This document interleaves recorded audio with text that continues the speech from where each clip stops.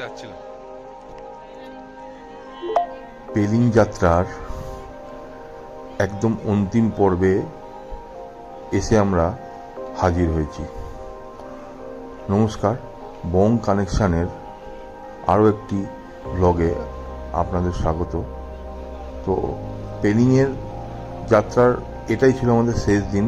রাবাংলা হোটেলে আমরা পৌঁছেছিলাম বেলা 3টে নাগাদ। সেখান থেকে খাওয়া দাওয়া করে গাড়ি করে আমরা চলে এসেছিলাম বুদ্ধ পার্ক। তো বুদ্ধ পার্কে এটাই ছিল এন্ট্রি গেট, আর গেটে ঢোকার আগে বাঁ দিকে হচ্ছে টিকিট কাউন্টার। টিকিট কাউন্টার থেকে এভাবে আপনাদের টিকিট কেটে নিতে হবে। আমি দেখিয়েছি, লিস্ট একটা টাঙানো আছে, লিস্টে আমি দেখিয়েছি। হ্যাঁ, এই যে এইখানে লিস্টে আপনারা দেখতে পাচ্ছেন যে টিকিট ফেয়ার কত। ফরেনারদের জন্য 200 টাকা, আর আমাদের ইন্ডিয়ানদের জন্য 80 টাকা করে। ডিফেন্সদের 50 আর স্টুডেন্টদের 20। ওপেনিং টাইম 9টা আর ক্লোজিং টাইম 6টা। তো এই টাইমের মধ্যে, মানে সকাল 9টা থেকে সন্ধ্যে 6টা, এই টাইমের মধ্যে যে কোনো টাইম এলেই আপনারা এখানে ভিজিট করতে পারবেন। এইটা হচ্ছে এন্ট্রি গেট। তো টিকিট কাটার পর আমরা এন্ট্রি গেট দিয়ে ঢুকে ভেতরে প্রবেশ করেছিলাম। সত্যি বলতে কি, ঢোকার সাথে সাথে একটা অসাধারণ এক্সপিরিয়েন্স হয়েছিল। জায়গাটা খুবই পরিষ্কার পরিচ্ছন্ন আর ওয়েল মেনটেন্ড। আর আমাদের মানে জার্নির ধকলটা এত সুন্দর পরিবেশে এসে কেটে গেছিল। আমরা সকালবেলা পেলিং থেকে রওনা হয়ে রাবাংলা বেরিয়েছিলাম। তো আস্তে আস্তে 3টেই বেজে গেছিলো, যেটা আগেই বললাম। তো আসার সাথে সাথে এই দৃশ্য দেখে আমাদের সত্যি ক্লান্তিটা দূর হয়ে গেছিল। আর ভেতরে কিছু ব্যাটারি চালিত গাড়ি আছে। তো ওই গাড়িগুলো দিয়ে আপনারা, বয়স্ক লোকেরা যদি আসেন, এরিয়াটা তো আসলে অনেক বড়, যদি মনে করেন যে এতটা হাঁটতে পারছি না, ওই টিকিট কাউন্টারে টিকিট করলেই আপনারা ওই যে ব্যাটারি গাড়িগুলো দেখতে পাচ্ছেন, ওটার মধ্যে চেপে আপনারা ঘুরতে পারেন। তো ওটা ভাড়াটা আপনাকে টিকিট কাউন্টার থেকেই করে নিতে হবে। এই পাশে এই যে উঁচু উঁচু কিছু বিল্ডিং দেখতে পাচ্ছেন, এইগুলো হোটেল। আপনারা চাইলে এই সব হোটেলেও ভাড়া নিতে পারেন। একদম বুদ্ধ পার্কের সামনে এই হোটেল থেকে বুদ্ধের অসাধারণ ভিউটা আপনারা এনজয় করতে পারবেন। পুরো হোটেল থেকে এই বুদ্ধের এই বড় স্ট্যাচুটা দেখা যায়। এই যে এইগুলো সমস্তই হচ্ছে হোটেল। ভেতরে সুন্দর সুন্দর গাছ লাগানো ছিল। আমি জানি না এগুলো কি গাছ, কিন্তু দেখতে অসাধারণ লাগছিল। এটা পরিবেশটা একটা আলাদা রকম পরিবেশ ছিল। সত্যি কথা বলতে এই ভাইবটা খুব এনজয় করছিলাম। ভেতরে একটা আলাদা রকম শান্তি কাজ করছিল।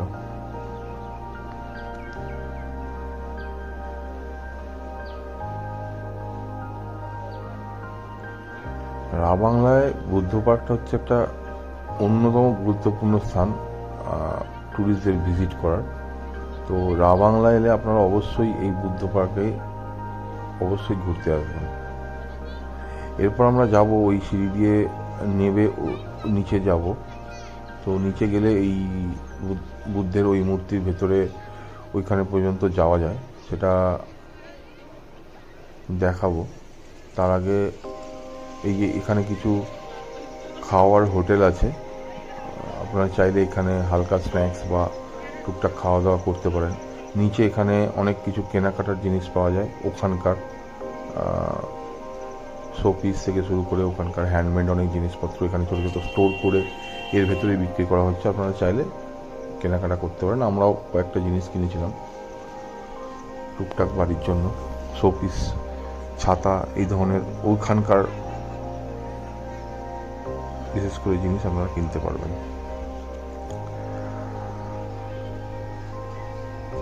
এই যে এই ব্যাটারি গাড়িগুলোর কথাই বলছিলাম, এই ব্যাটারি গাড়িগুলো আপনারা টিকিট কাউন্টার থেকে বুক করে পার হেড একটা ন্যূনতম ভাড়া আছে, সেটা দিয়ে আপনারা টোটাল জায়গাটাকে ঘুরে দেখতে পারেন।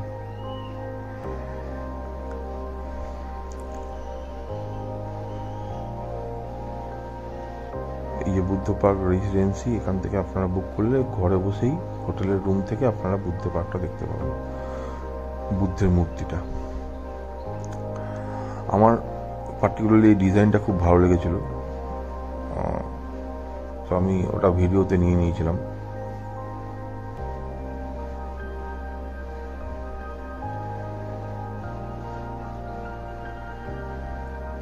এখানে ছোটো ছোটো কিছু মার্কেট বসেছে,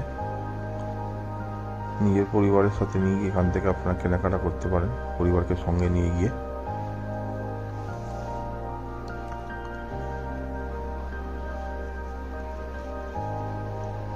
এই যে অলরেডি কেনাকাটা চলছে আমাদের। পছন্দ হলো কিছু?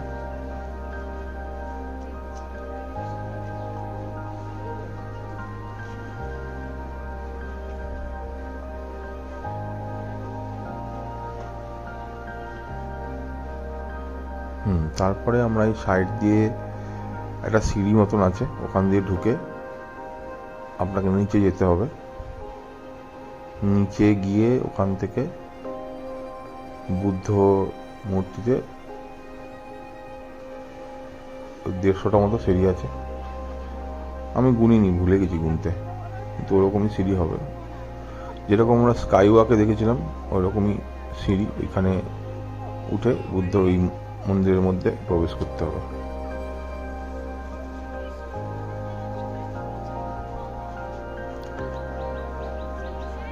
এইসব জায়গাতে যখন নেমে যাচ্ছিলাম, এই টোটাল ভিউটা অসাধারণ লাগছিল, দুর্দান্ত দেখতে লাগছিল। খালি চোখে সত্যি কথা বলতে আমি বলবো যে এসে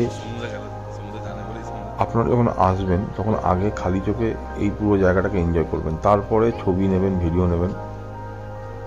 আগে খালি চোখে নিজেকে উপভোগ করাটা খুব দরকার, কারণ এত সুন্দর এখান থেকে দেখতে লাগছে।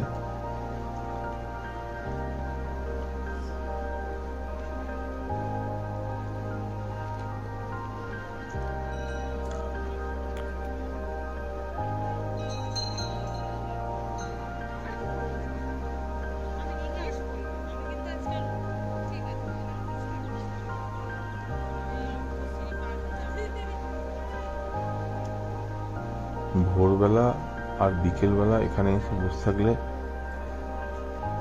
আয়ু বেড়ে যাবে, এত সুন্দর পরিবেশ, একটা আলাদা রকম স্নিগ্ধতা কাজ করছে এখানে।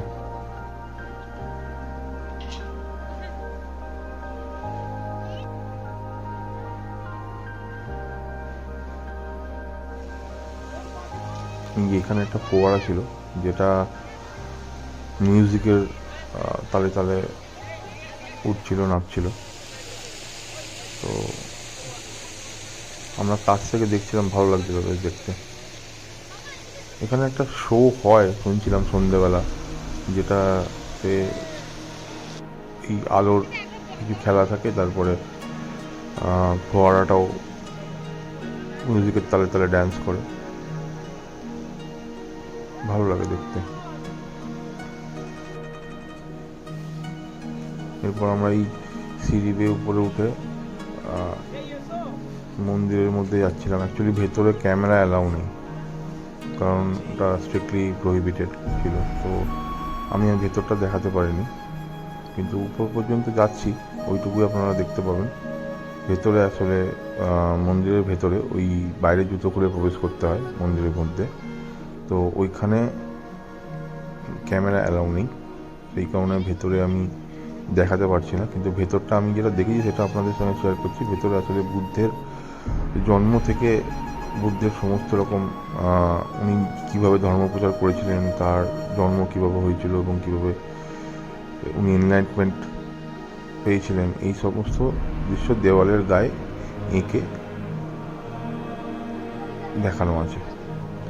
ভেতরে ক্যামেরা অ্যালাউ নেই, তাই আর দেখাতে পারিনি। এরপর এখান থেকে আমরা বেরিয়ে চলে গেছিলাম পরের দিন টেমি টি গার্ডেনে।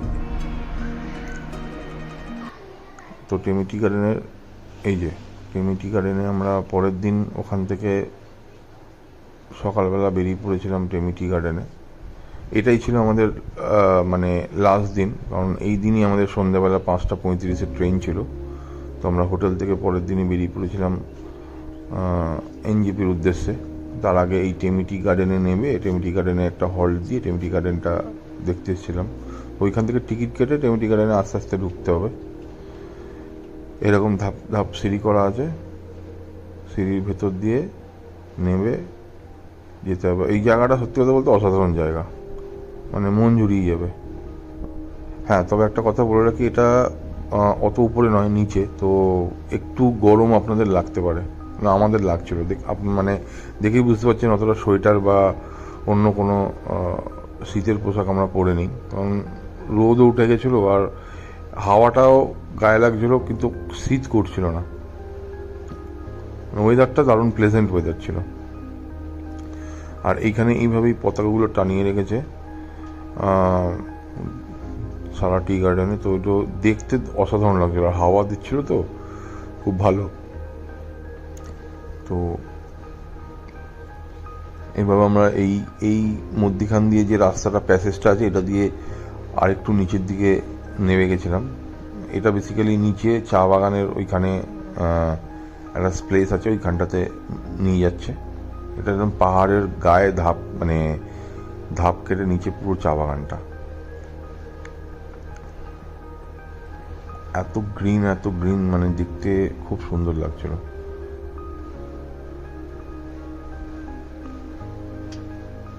চোখের আরাম, সবুজ যত দেখা যায় চোখের অত আরাম লাগে। সত্যি আমাদের ওরকমই মনে হচ্ছিল, এত সুন্দর গ্রিনারি। আর এখানের ওয়েদারটা অনেকটা পরিষ্কারও ছিল, মেঘ ছিল দূরে, বাট ওয়েদারটা খুব ক্লিয়ার পেয়েছি আমরা এইখানে।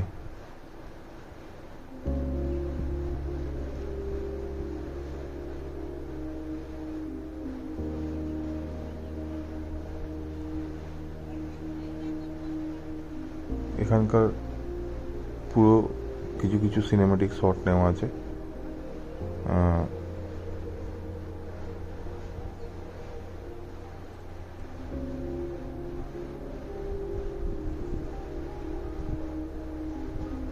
পুরো 360 ডিগ্রি ভিউটা এত সুন্দর লাগছিল এইখানটাতে এসে। আর এইখানে আমরা ফটো তোলার জন্য একটা জায়গা পেয়েছিলাম, যেখানে সবাই কাপলসরা ফটো তুলছিল, আমাদের পুরো টিম।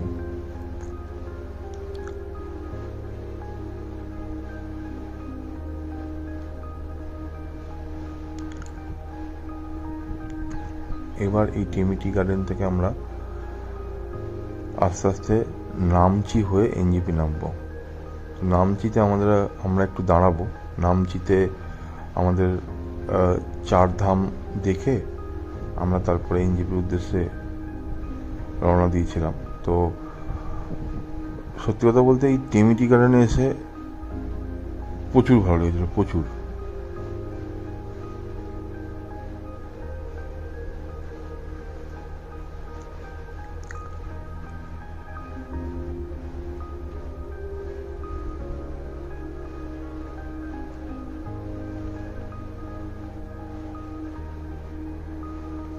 এই আমার টেমিটি গার্ডেনে মোটামুটি কিছুটা টাইম স্পেন্ড করার পর এবার এখান থেকে আমরা ওই জিনিসটা চলে যাচ্ছিলাম নামচি, বলে দেয়নি, মানে বুঝতে পারছো, কখনো বৃষ্টি কখনো ইয়ে হয় বলে দেয়নি। 4 ধাম দেখতে। ওইখানে কিছু আছে, জানি না এখানে দিয়েছে কেন দেয়নি। পেলিং বেড়াতে আসলে রাভাংলা হয়ে যখন আপনারা নামচি নামবেন, তখন এই টেমিটি গার্ডেনটা অবশ্যই দেখবেন। খুব ভালো জায়গা, ফ্যামিলির সাথে কিছুটা টাইম স্পেন্ড করবেন, ভালো লাগবে, ছবি তুলবেন। আর উপরে কিছু ক্যাফেও আছে, আপনারা সেখান থেকে চা নাস্তা করতে পারেন।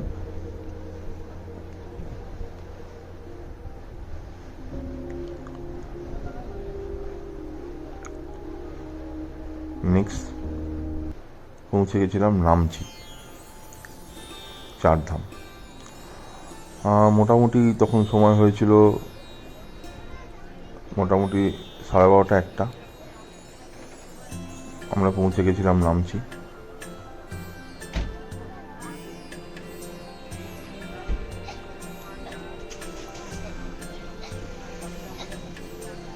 নামচিতে বিশেষ করে 4 ধাম আছে, 4টে ধাম আমাদের হিন্দু ধর্মের যে 4টে ধাম মেন পুরী জগন্নাথ ধাম,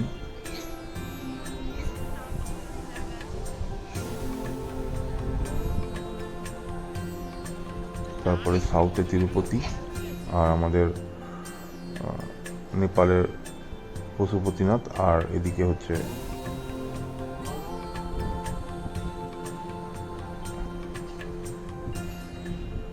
এখানে একটা বিয়ে হচ্ছিল।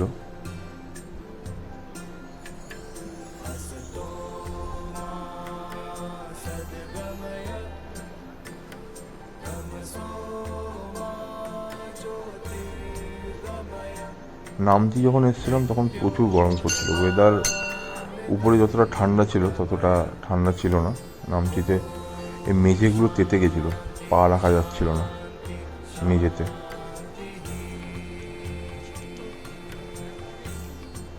এখানে প্রচুর শিব মন্দির আছে।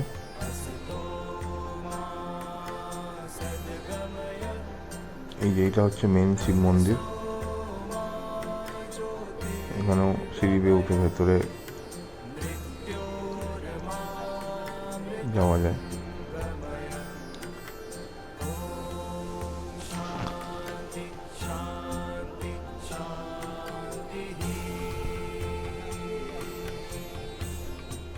এরপর নামচি থেকে আমরা এনজিপির উদ্দেশ্যে রওনা দিয়েছিলাম। তো এটি ছিল আমাদের অন্তিম দর্শনীয় স্থান। টেমিটি গার্ডেন থেকে নামচি হয়ে আমরা এনজিপির উদ্দেশ্যে রওনা দিয়েছিলাম। আর আপনাদের একটা কথা বলে রাখি, এই সমস্ত ট্যুর প্যাকেজটা আমাদের অ্যারেঞ্জ করেছিল হোয়াইট অর্কিড, যার নাম্বার আমি ডেসক্রিপশন বক্সে দিয়ে দেবো অবশ্যই। আর আপনাদের যদি ভিডিওটা ভালো লেগে থাকে অবশ্যই লাইক, কমেন্ট আর শেয়ার করবেন। আর যদি কিছু ভিডিওর মান উন্নত করার জন্য আপনাদের যদি কিছু সাজেশন থেকে থাকে অবশ্যই কমেন্ট বক্সে জানাবেন।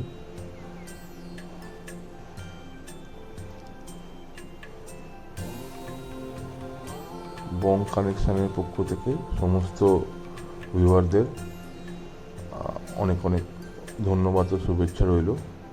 তো পেলিং যাত্রার ভিডিওটা আমরা এখানেই শেষ করব আর কিছুক্ষণের মধ্যে। সবাই ভালো থাকবে।